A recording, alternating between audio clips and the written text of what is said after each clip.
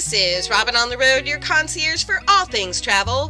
And today I'd like to take you on a tour of the South Pavilion of Monticello, home to 3rd President Thomas Jefferson. Pack your bags, let's go.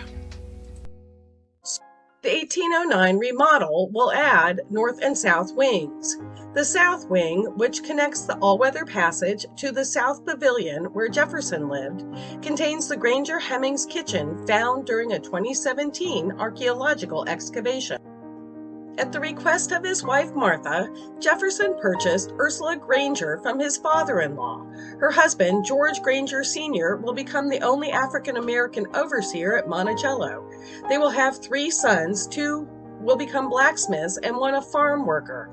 Sadly, Ursula, George Sr., and George Jr. will die from a possible poisoning. The dairy was unique to a home at that time. Dining at Monticello included special treats like ice cream, hot chocolate, cheese, and apparently an enormous amount of butter. Slave women milked the cows and made the butter for the cooks for a few rooms down in the kitchen. While the rooms under the walkway are cooler, Jefferson also had an ice house and would experiment with refrigeration.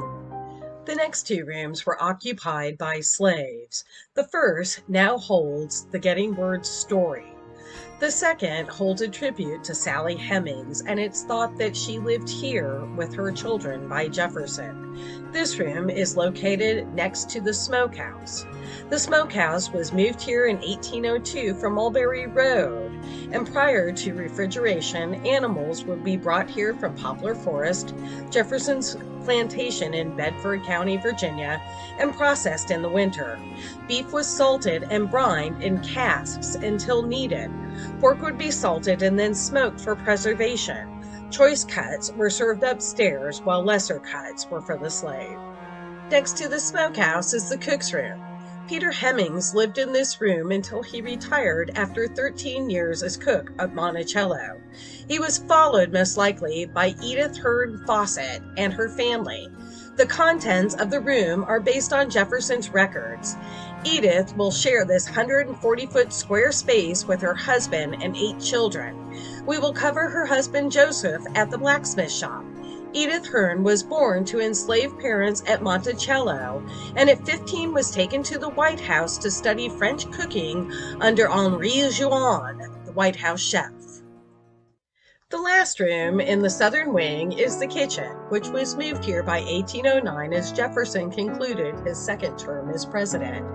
The kitchen reflects Jefferson's desire for French cuisine and even contains a European stew stove, which has several cast iron openings that temperature can be moderated in. Jefferson will return from France with 60 pots and pans made of copper and other specialized pieces.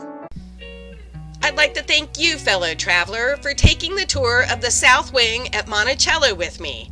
This video is part of my Monticello deep dive.